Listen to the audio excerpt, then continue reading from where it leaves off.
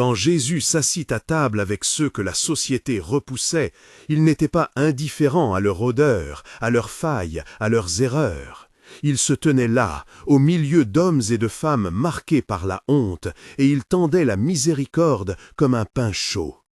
Avant de prier ce matin, laisse cette image t'habiter. Une table où des vies usées trouvent encore une place, où la grâce se pose comme une nappe propre sur ce qu'on croyait irrémédiablement souillé. C'est à partir de cette table que je voudrais parler avec toi aujourd'hui. Je m'appuie sur un souvenir scripturaire qui n'a pas besoin d'être longuement cité pour rester vrai. Jésus mangeait chez Lévi, il ne fuyait pas la compagnie des exclus. De ce geste simple jaillit une vérité puissante. La présence de Dieu redéfinit la valeur humaine. À côté de cela, un autre chant murmure la constance divine. Même dans la nuit, la miséricorde se lève avec le matin. Quand les jours semblent sans issue, quelque chose en Dieu se renouvelle au réveil de la création. Permets-moi de conduire cela en 3 mouvements, simples et concrets, qui te conduiront vers la prière. D'abord, la miséricorde qui cherche les exclus. Ensuite, la signification des épreuves. Enfin, comment vivre cette réalité au quotidien. 1. La miséricorde qui cherche les exclus. Regarde la scène. Jésus choisit la table, non la critique. Il s'approche de vies qui portent l'odeur de l'échec, qui portent des titres que d'autres refusent d'entendre. Ce geste n'est pas une tactique sociale, c'est la nature même de son cœur.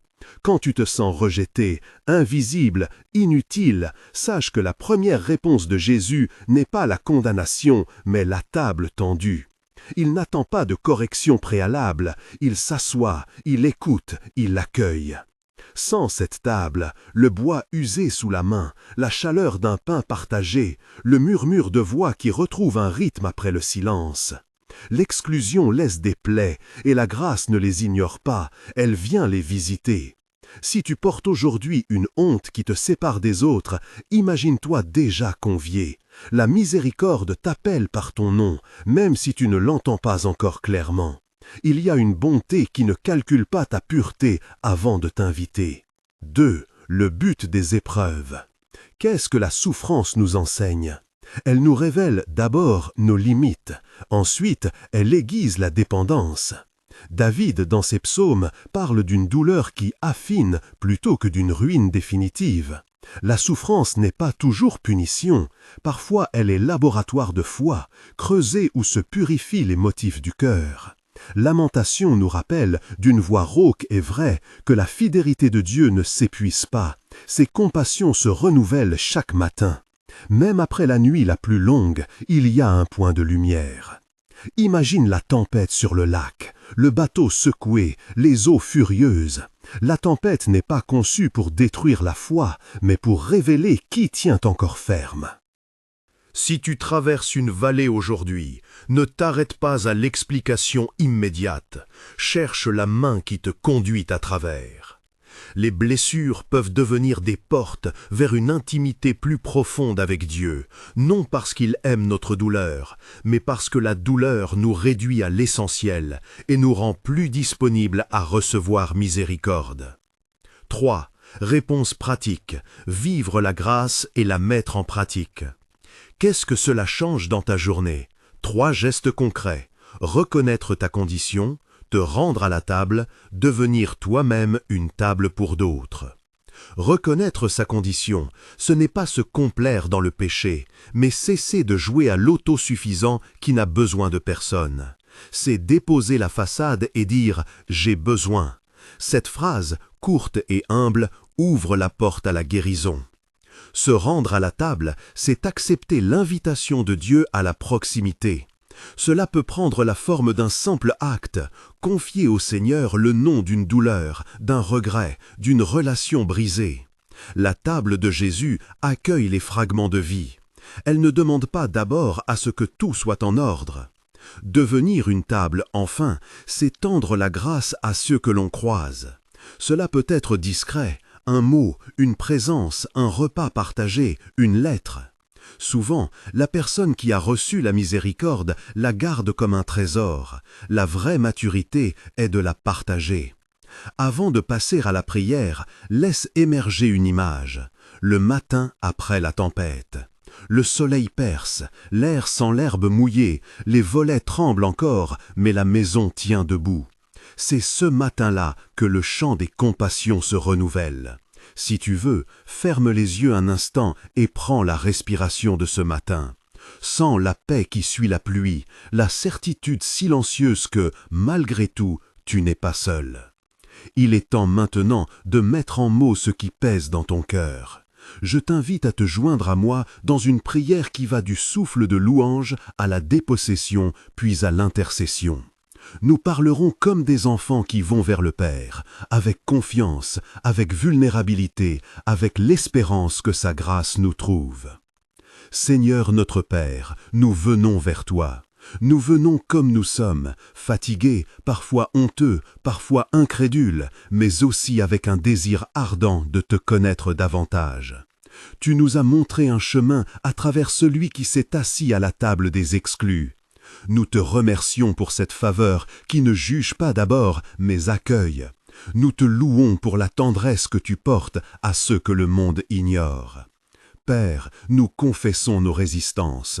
Nous reconnaissons que nous avons érecté des barrières de mérite là où tu tends la main.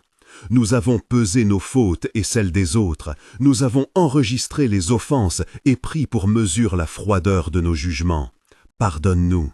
Purifie nos cœurs, afin que nous ne soyons pas des obstacles à ta grâce, mais des canaux par lesquels elle circule. Seigneur Jésus, toi qui as choisi la table comme acte de réconciliation, enseigne-nous à t'approcher sans prétention. Donne-nous le courage de poser nos mensonges, nos masques, et de goûter la paix que tu offres. Quand la honte assaille, rappelle-nous la table. Quand la solitude menace, rappelle-nous la chaleur d'une présence qui ne déserte pas. Esprit Saint, viens maintenant purifier nos mémoires. Là où la douleur fait remonter des peurs anciennes, souffle ta douce vérité. Là où l'amertume veut s'enraciner, arrose nos vies de ta miséricorde. Fais naître en nous une tendresse pour les exclus, une capacité à nous émouvoir pour ceux que la société oublie. Donne-nous des yeux qui voient, des mains qui servent, une parole qui console. Nous remettons devant toi ceux qui souffrent en silence. Tu connais les noms, les secrets, les nuits sans fin. Pour ceux qui vivent l'angoisse, que ta paix, cette paix qui dépasse toute intelligence, garde leur cœur. Pour les malades, que ta présence soit plus réelle que la douleur. Pour ceux qui pleurent la perte d'un être cher, viens essuyer leurs larmes et ranimer l'espérance au milieu des souvenirs. Nous prions pour les exclus, ceux que l'histoire juge et que le monde oublie. Que ta table les atteigne aujourd'hui. Que quelqu'un, par un geste simple, par une invitation, par une oreille attentive, devienne pour eux un reflet de ta grâce. Nous demandons que ta communauté soit le lieu où l'on trouve refuge et non une deuxième source d'exclusion. Seigneur, transforme nos épreuves en portails de croissance. Si nous devons passer par la vallée, donne-nous la certitude que tu marches avec nous. Que chaque épreuve façonne en nous la patience, l'espérance et un amour qui ne se replie pas. Aide-nous à discerner ta main formatrice au milieu de la douleur, sans pour autant légitimer l'injustice. Nous voulons apprendre à espérer d'une espérance qui sait comment tenir ferme. Accorde-nous, Père, la capacité de pardonner comme nous avons été pardonnés. Quand la blessure parle, donne-nous la force de répondre par la main offerte plutôt que par le mur dressé.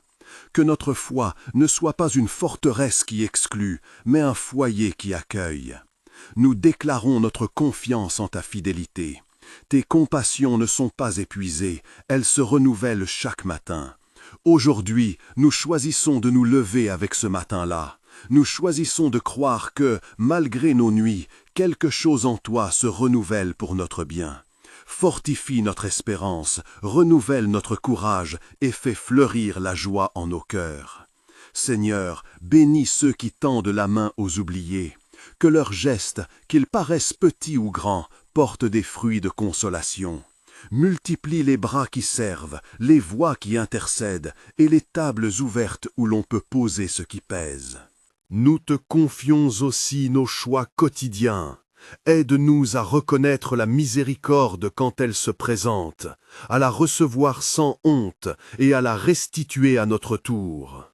Enseigne-nous à vivre comme des témoins de ta grâce, dans la parole et dans l'action. Dans un souffle, nous déposons nos demandes personnelles, tu les connais déjà, et nous te demandons de répondre selon ta sagesse, ta bonté et ta souveraine miséricorde. Que nos cœurs restent ouverts à ta volonté, et que nous trouvions en toi la paix qui gouverne toutes choses. Nous terminons cette prière en proclamant notre foi. Tu es fidèle, tu es miséricordieux, tu es proche des cœurs brisés. Nous mettons notre espérance en toi, et nous marchons aujourd'hui avec la certitude que ta grâce nous trouve et nous transforme. Amen. Si ce texte t'a touché, si tu veux marquer ta foi et soutenir ceux qui prient avec nous, tape « Amen » ci-dessous. Si tu traverses une situation et souhaites que nous prions pour toi, laisse une demande en commentaire. Nous nous unirons dans la prière pour porter ton nom devant le Seigneur. Si tu as écrit « Amen », sache que ta voix a voyagé plus loin que tes doutes. Continue à confier ce qui t'alourdit. Nomme-le, écris-le, remets-le au Seigneur. Ne minimise pas tes peines, elles sont connues et tenues par celui qui entend chaque souffle. Quand la nuit s'éternise, rappelle-toi cette parole, tu n'es pas seul dans l'attente. N'hésite pas à laisser ta demande en commentaire, nous la porterons dans la prière, en confiance et en discrétion. Et si tu te sens prêt, tends la main à quelqu'un autour de toi. Un message, un appel, une visite brève peuvent être les instruments par lesquels la grâce arrive. La foi ne se vit pas seulement dans la tête, mais dans les gestes simples qui dessinent un monde plus humain. Que la paix de Dieu, qui dépasse toute compréhension, garde ton cœur et tes pensées en Jésus-Christ. Que sa présence te fasse trouver repos et courage pour les pas à venir. Reste ferme dans l'espérance et laisse la lumière de son amour te guider chaque jour. Si tu veux recevoir d'autres prières et encouragements, pense à t'abonner et à partager ce moment avec quelqu'un qui en a besoin. Prends soin de toi dans la paix du Seigneur.